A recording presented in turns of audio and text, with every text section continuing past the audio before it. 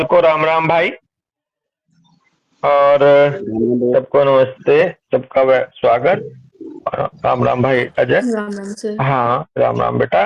आज थर्सडे है और डेट हो गई है 15 मई 2025 और गणन डे है और गणन चलेगी। और इसमें पेज एफोरिज्म नंबर 23 सॉरी 73 चलेगा। सही है ना? 73 चलेगा। डॉक्टर प्रशांत, हेलो। हाँ जी सर, नमस्ते। हाँ, तो ये 73 एफोरिज्म चलेगा। और कंटेंट में अगर हम चलें तो 73 में कह रहे हैं वो acute diseases that attack single individuals, sporadic, epidemic और एक्यूट मियाजम्स। तो एक्यूट डिजीज के बारे में 73 को बताएंगे। इससे पहले एक्यूट और क्रॉनिक की डेफिनेशन दी थी एक तरह से 72 में। 73 में एक्यूट डिजीज प्रॉपर क्या होते हैं उनके बारे में बताया जा रहा है।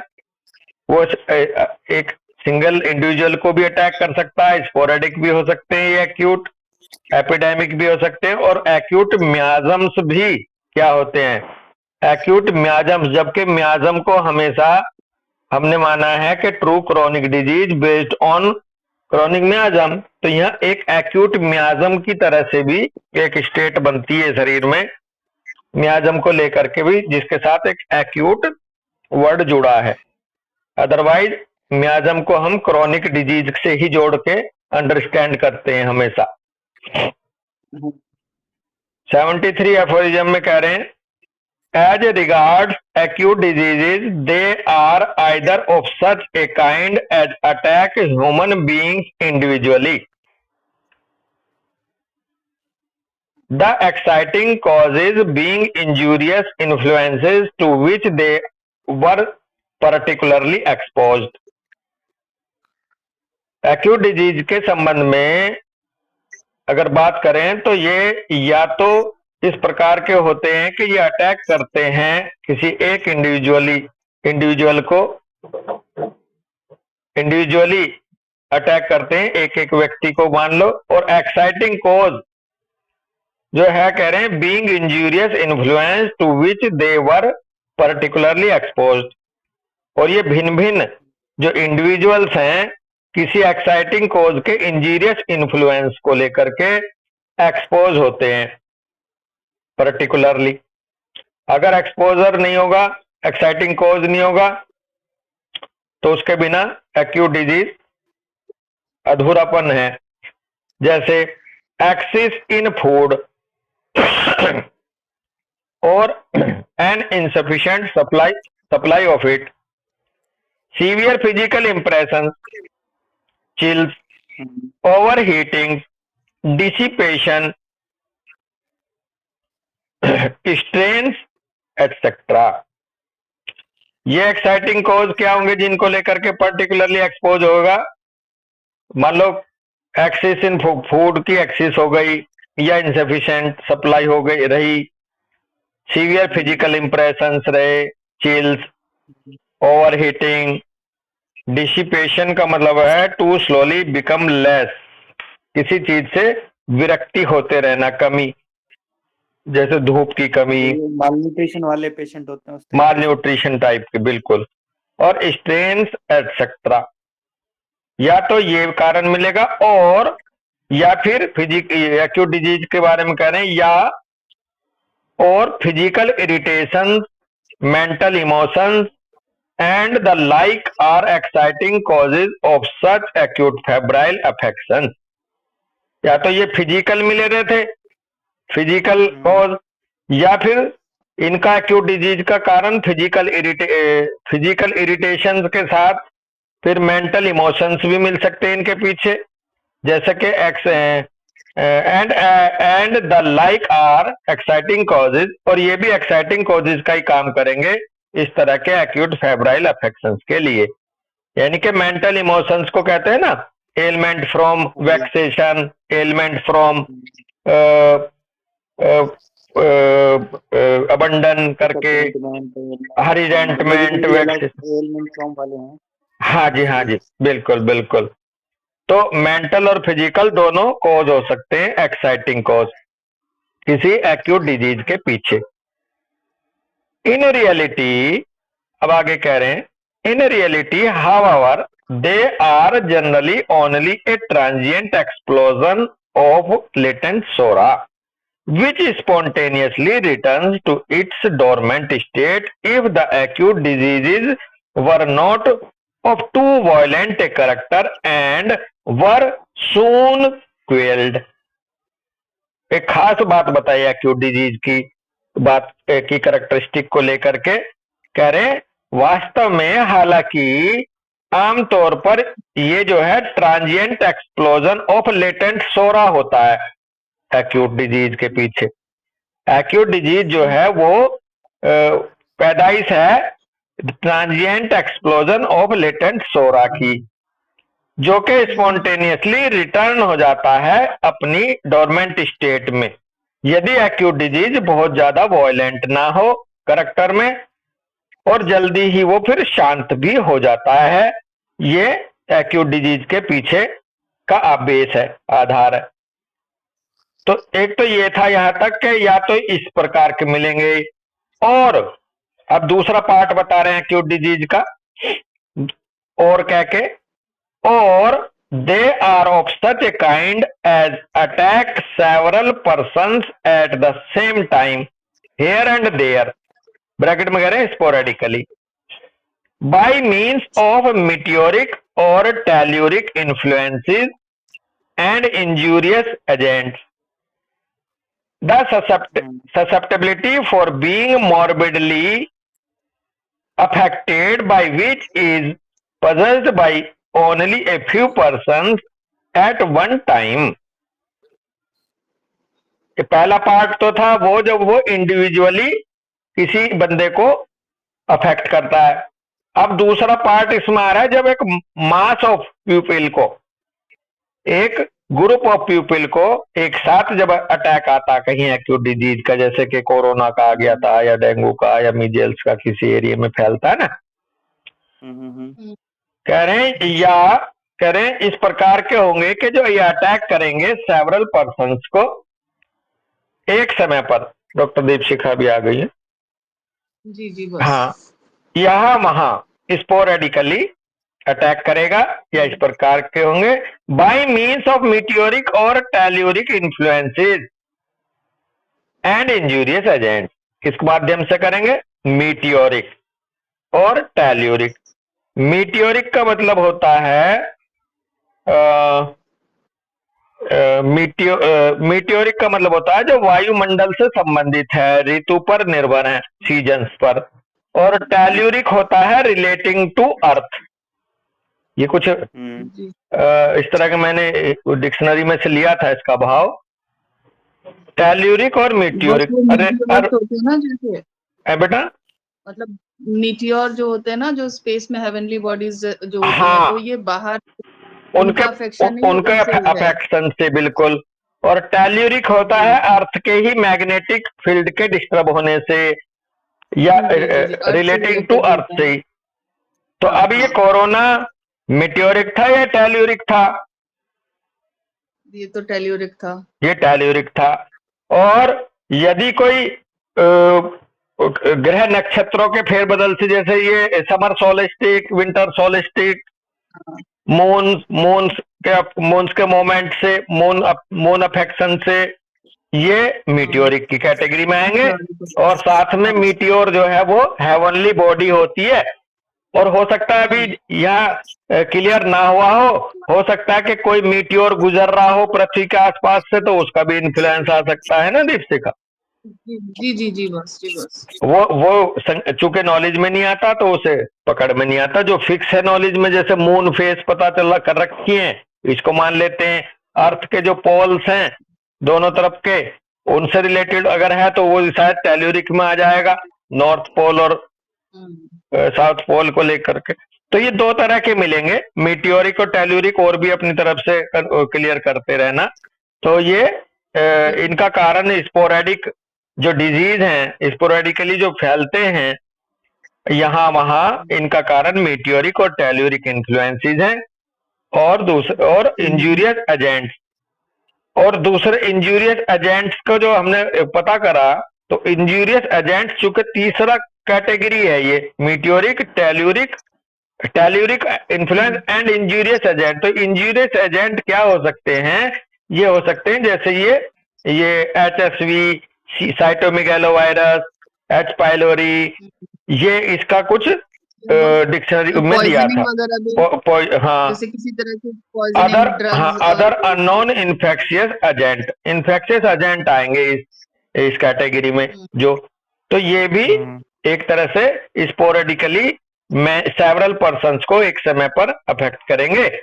अब ये निर्भर करेगा, हैनीमैन साहब कह रहे हैं, निर्भर करेगा the susceptibility for being morbidly affected by which is possessed by only a few persons at one time.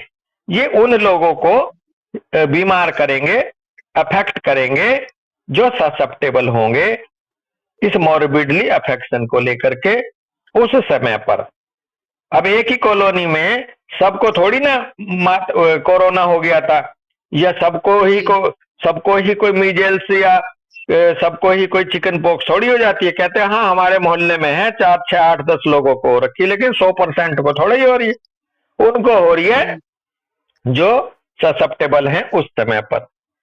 हाँ, ये बात अलग है कि वो ससेप्टेबिलिटी अगर बन गई तो वहां पर पीछे जब हम 7वें फुटनोट में पढ़ के आए थे, वहां जरूरी नहीं है कि वो वायरल एजेंट वहां पहुंचे।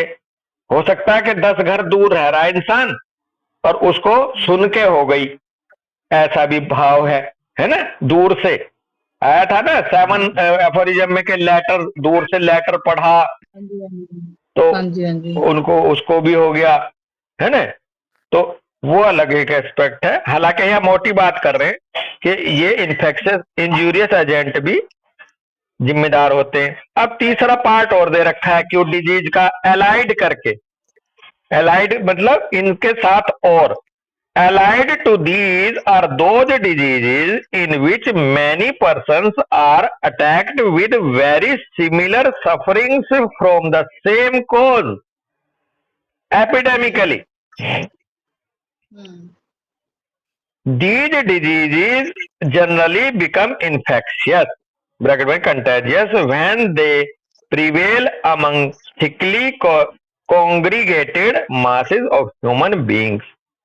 एक तीसरा एस्पेक्ट ये भी है एक्यूट डिजीज का, इनके साथ ये वो डिजीज होते हैं जो कई सारे व्यक्तियों पर अटैक करते हैं, बिल्कुल सिमिलर सफरिंग होती है, एक जैसा, जैसे मीजल्स है, चिकन पॉक्स है, एक जैसे लक्षण आएंगे फ्रॉम द सेम कॉज, और उनका कॉज भी सेम मिलता है। तो इसको बोला गया है, इसमें कह रहे हैं वो एपिडेमिकली अफेक्ट कर सकते हैं, यानी कि स्पोरेडिकली में तो थोड़े से यहाँ, थोड़े से वहां, थोड़े से वहां, एपिडेमिकली जो है इनका दायरा और बढ़ जाएगा एरिया में। कह रहे हैं these disease generally become infectious. हाँ, दायरा कब बढ़ेगा? ये कंटेजियस हो जाते हैं जब, और ये प्रिवेल करते हैं अगर ये फैले हुए हो उस एरिया में जहां पर बहुत ज्यादा घनी आबादी हो, डॉक्टर दीपशिखा, वहां पर ये कंटेजियस का रूप ले लेते हैं, ये एपिडेमिक डिजीज या इस तरह के जो एक जैसे सफरिंग देने वाले सेम कॉज होता है जिनके पीछे, ये खास करके उसमें एक जरूरत है कि एक congregated masses of human being होना चाहिए, जहां भीड़ इकट्ठी हो, जो भीड़ भाड़ वाला एरिया हो, ऐसा। देंस अराइज फीवर, और फिर क्या होता है, एक फीवर अराइज होता है, फीवर आता है। इस फीवर पे दे रखा है फुटनोट नंबर 71, किस टाइप के फीवर्स आते हैं। 71 फुटनोट में कह रहे हैं कि the homeopathic physician who does not entertain the foregone conclusions devised by the ordinary school, bracket में कह रहे हैं, who has fixed upon a few names of such fever, besides which mighty nature dare not produce any others, so as to admit of their treating these diseases according to the same fixed method.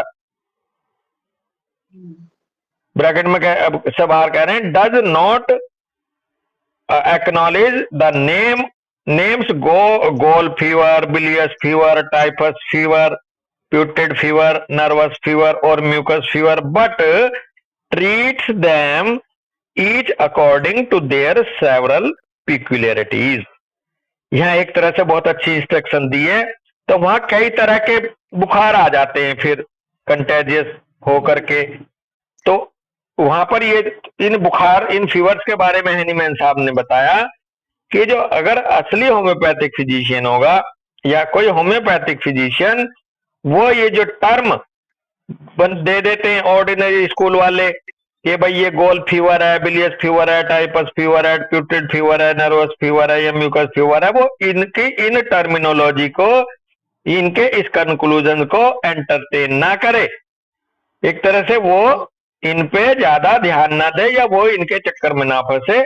और ये कैसे कर रहे, bracket में कह रहे हैं इन्हीं के बारे में कि ये फिक्स हो जाते हैं, who have fixed upon a few names, कुछ नाम, इस तरह के बुखारों का कुछ नाम फिक्स कर देते हैं ये लोग, besides which mighty nature dare not produce any other, और जिसको केवल और केवल माइटी नेचर ही साहस कर सकती है नामकरण का या उसकी पहचान का, कोई दूसरा उसके बारे में फिक्स कंक्लूजन निकाल ही नहीं सकता दीपशिखा हम लोगों में। ये फिर भी उसका जो है नामकरण कर देते हैं ऐसे, और so as to admit of their treating these disease according to the fixed method, और फिर फिक्स्ड मेथड से इस फिक्स्ड नाम के हिसाब से ये ट्रीट करने लगते हैं, जो कि एक प्रभु की के दायरे की बात है। हम किसी बीमारी का नामकरण करके उसको बल्कि बांध दे रहे हैं। वहां कह रहे हैं does not acknowledge the name, अच्छा वो जो है इस तरह से संज्ञान ना ले इनके नाम के आधार पर कि ये गोल फीवर आया मेरे पास, बिलियस फीवर आया मेरे पास, टाइफस फीवर आया या putrid fever, nervous fever, mucous fever, ऐसे ट्रीटमेंट को लेकर आगे ना बढ़े, बल्कि ट्रीट करे इनको according to their several peculiarities, उनकी जो सेवरल अपनी अपनी विशेषताएं होंगी हर एक इंडिविजुअल में, जो फीवर वाले चैप्टर में रिपर्टरी में बता रखा है कि heat with chill then sweat, है ना, चिल बिफोर हीट, परस्पिरेशन, ये स्टेज नहीं है बुखार की। और डॉक्टर सिमरन आ गई ना?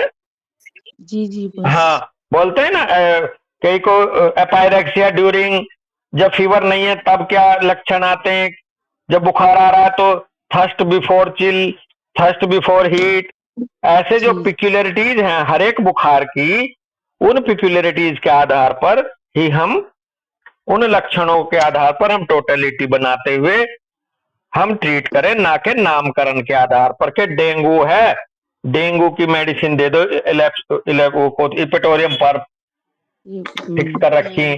हालांकि होम्योपैथिक में भी कम हमारे गुरुदेव थोड़े ही हैं, उन्होंने इनके नामकरण के आधार पर ही जो है मेडिसिन का ग्रुप दे रखा, बहुत सारी बुकें हैं ऐसी, लेकिन नामकरण के आधार पर इलाज ना करें, ये इसका मैसेज है 71 का। इलाज करें सेवरल पिक्यूलरिटीज ऑफ द डिजीज के आधार पर, बुखार के लिए भी है और दूसरे केसेस के लिए भी है। मैं आपको बताऊं, इसका बड़ा सा दायरा हो जाता है। इसी में बात जुड़ जाएगी डॉक्टर दीपशिखा, डॉक्टर सिमरन। दीदार सर ने एक बार कहा था चंदेला कॉलेज में, वो कह रहे थे कि भाई हमें तो इंडिविजुअल की टोटलिटी पे काम करना है, हमें कोई मतलब नहीं है सामने वाला ये कैंसर कह के भेज रहे हैं या सामने वाले को ये नजला जुकाम कह के भेज रहे हैं, हमें तो वहां भी इंडिविजुअल लेने थे और यहाँ भी इंडिविजुअल लेने हैं। तो उनका भी भाव यही था कि पैथोलॉजी को आधार बना के उसके नामकरण के आधार पर दवाई का सिलेक्शन ना करें। ठीक है, इसको थोड़ा खुल के सोचेंगे तो ऐसा नहीं है कि पैथोलॉजी को इग्नोर करेंगे, डिनाई करेंगे, उसको प्रोग्नोसिस के रूप में, उसको मियाज्म के रूप में ऐसे उसका असेसमेंट ले लो, लेकिन मेडिसिन उसके नाम पे ना दो। हाँ, तो कह रहे हैं मैं यहीं से चलूंगा, then arise fever in each instance of a peculiar nature, and become the case of disease have an identical origin. और in each instance ये peculiar nature के होने के नाते and become because of the case of disease have an identical origin, और identical origin होने के नाते, peculiar nature होने के नाते, identical origin है इनका, इसके नाते they set up in all those they affect an identical morbid processes. तो इसलिए इन सब पर्सन्स में, इन सब लोगों में आइडेंटिकल मॉर्बिड प्रोसेस चलता है। उसका कारण क्या है? एक जैसी पिक्चर देते हैं डिजीज की, क्योंकि इनका पिक्यूलियर एक विशेष नेचर है इनका, और इनका आइडेंटिकल ओरिजिन होने के नाते, which when left to itself terminates in a moderate period of time in death or recovery. हाँ हाँ, लेकिन इनके पीछे भी डॉक्टर दीपशिखा जो है एक मॉडरेट पीरियड ऑफ टाइम होता है, या तो इनके माध्यम से डेथ ही हो जाएगी या फिर पेशेंट रिकवर ही कर जाएगा। इस तरह के फीवर्स जो हैं कंटेजियस के बाद भी। अभी अपने ट्यूबरकुलोसिस वगैरह सीखी हो सकता है, अच्छा, लेकिन वो तो मियाजम है उसके पीछे। अदरवाइज ये जैसे डेंगू है, चिकन पॉक्स है, मिजल्स हैं, ये जो, या फिर प्यूट्रिड फीवर है जो गंदे एरिया में रहने से आते हैं, और ये उस कैटेगरी में थोड़ा सा हम जाके इसको देख सकते हैं जो ये कहना चाह रहे हैं। कोविड में भी बड़े सर ने जो ओफीडियाज वगैरह बताए थे, वो भी तो इसी तरीके से ओफीडिया क्यों आए थे। हाँ, तो मतलब उन्होंने भी प्रोग्नोसिस वही देख के तो बताए थे। तो हाँ मतलब हाँ, उन्होंने एक सी पिक्चर दे रहा है आइडेंटिकल मॉर्बिड प्रोसेस के आधार पर, है ना, हाँ जी, कि हाँ जहाँ जी, ब्लड जी, कोएगुलेट हो रहा है, जहाँ हाँ, ब्लड, हाँ, हाँ, जहाँ लंग्स में ऑब्स्ट्रक्शन आ रहे हैं, या जहाँ पर फरा पर्टिकुलर एरिया, बिल्कुल बहुत अच्छी बात आप कह रहे हैं। और उसमें लेकिन बड़े सर की खास बात ये थी कि उन्होंने अपना इंडिविजुअल इंफॉर्मेशन को जरूर जोड़ा। कैसे? हाँ, जैसे मान लो कोई पेशेंट है, उसको ब्लीडिंग हो गई वहां, तो वहां अगर ओफीडिया भी है तो वहां उन्होंने क्रोटलस हॉरिडस टाइप को डाला, है ना। हाँ, जी, अगर जी, जी। हॉस्पिटल से भाग रहा है, एस्केप डिजायर को डाल के भी क्रोटलस हॉरिडस की तरफ आए।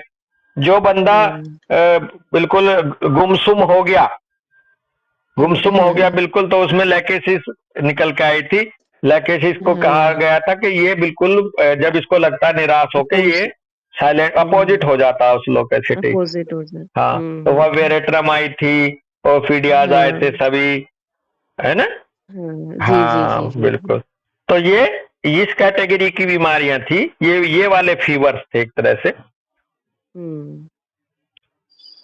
आगे कह रहे हैं the calamities of war, inundations and famine are not infrequently their exciting causes and producers.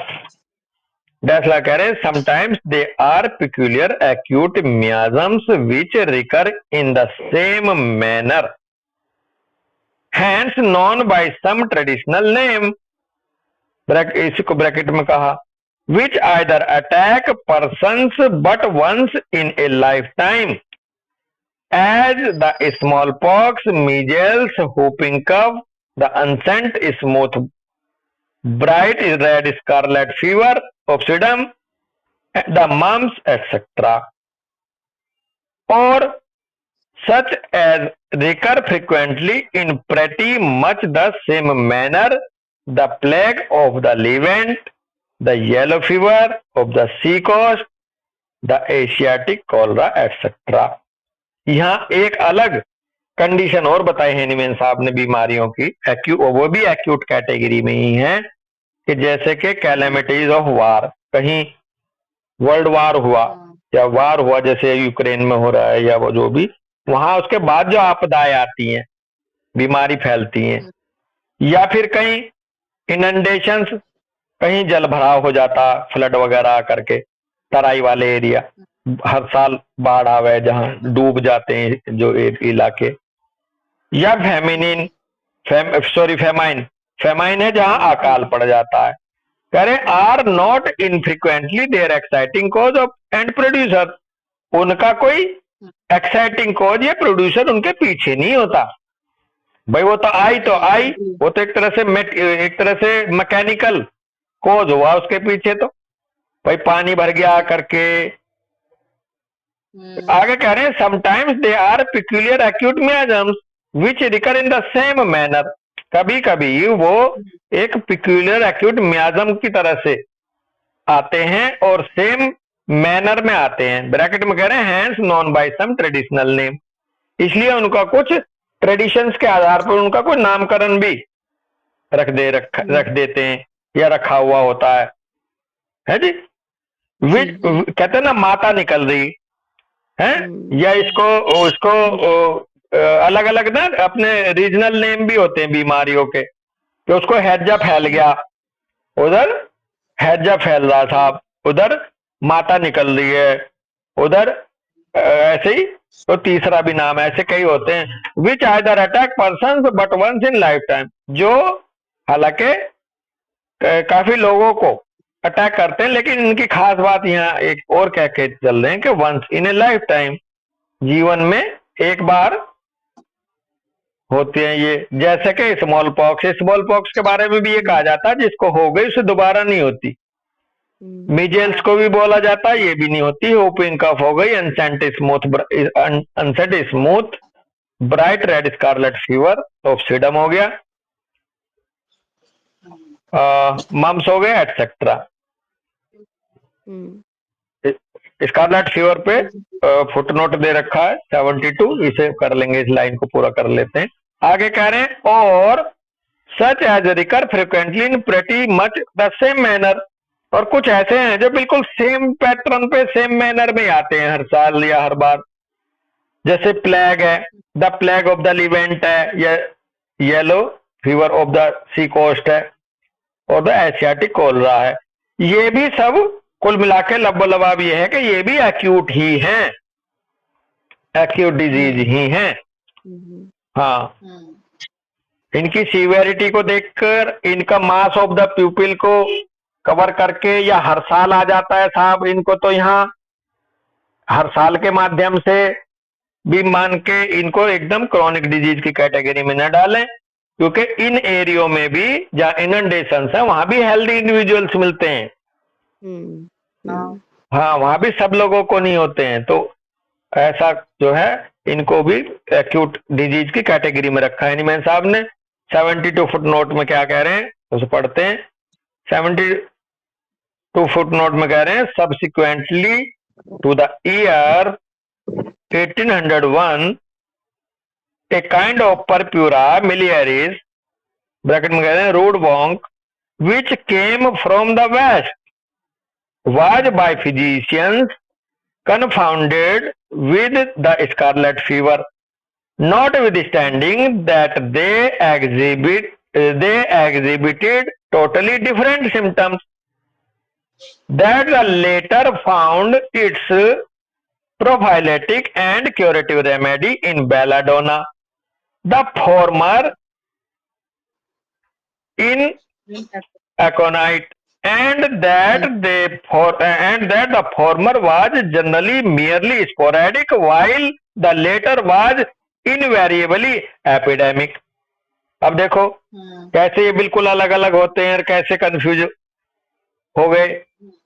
Red scarlet fever को लेकर के कह रहे हैं कि सब्सिक्वेंटली टू द ईयर 1801, अच्छा 1801 एक काइंड ऑफ परप्यूरा मिलियरिस आया था, साथ साथ आए थे 1801 में purpura miliaris, which come from the west, जो कि वेस्ट से आया था, ईस्ट एंड वेस्ट जो अर्थ का वेस्टर्न कंट्री है, वेस्ट से।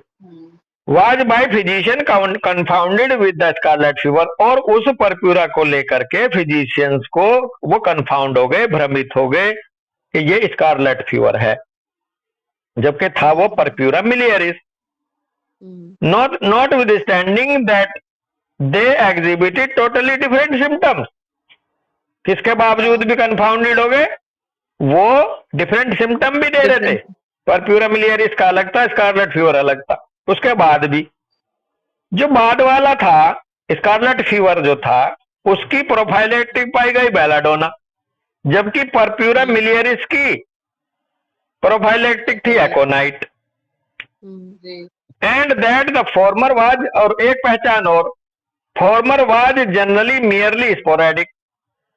फॉर्मर यानी कि परप्यूरा मिलियरिस जो है वो आमतौर पर स्पोरेडिक था, जबकि स्कारलेट फीवर ऑब्सिडम ये था अनिवार्य रूप से ये एपिडेमिक था, ये इसका दायरा ज्यादा था स्कारलेट फीवर का, और परप्यूरा मिलियरिस का ग्रुप में थोड़ी थोड़ी जगह था। ये भी एकदम क्लियर कट पिक्चर थी। इसके बावजूद भी फिजिशियंस जो है वो कंफाउंड कर गए दोनों को कि ये एक ही है। कह रहे of late year it seems as if the two occasionally join to form an eruptive fever of a peculiar kind, for which neither the one nor yet the other remedy alone will be found to be exactly homeopathic. अब लोग बाद के years में क्या हुआ, ऐसा लगा, ऐसा प्रतीत हुआ कि ये दोनों जुड़ गए। ओकेजनली कभी कभी ये दोनों जुड़ के आते थे इरप्टिव फीवर के रूप में। ओकेजनली कह रहे हैं join to form an eruptive, और दोनों मिलकर एक इरप्टिव फीवर बना देते थे पेक्यूलियर काइंड का। ना तो उसके लिए बेलाडोना क्लियर कट होती थी, ना ही उसके लिए एकोनाइट होती थी, बल्कि तीसरी रेमेडी आती थी एग्जैक्टली होम्योपैथिक, तीसरी कोई मेडिसिन बैठती थी। तो ऐसी भी एक परिस्थिति बनती है इन फीवर्स के बारे में। तो कुल मिलाकर हम इसको खुले दिमाग से ही अंडरस्टैंड करेंगे, फिक्स होने की जरूरत नहीं है।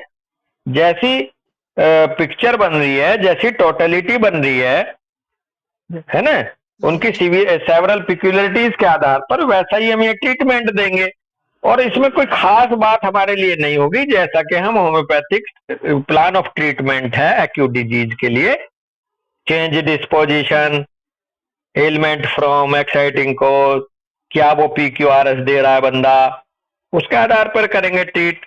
नाम के आधार पर थोड़ी करेंगे डॉक्टर दीपशिखा या सिमरन एंड अदर्स, है ना भाई। तो ये हमारे लिए हुआ भी नहीं है।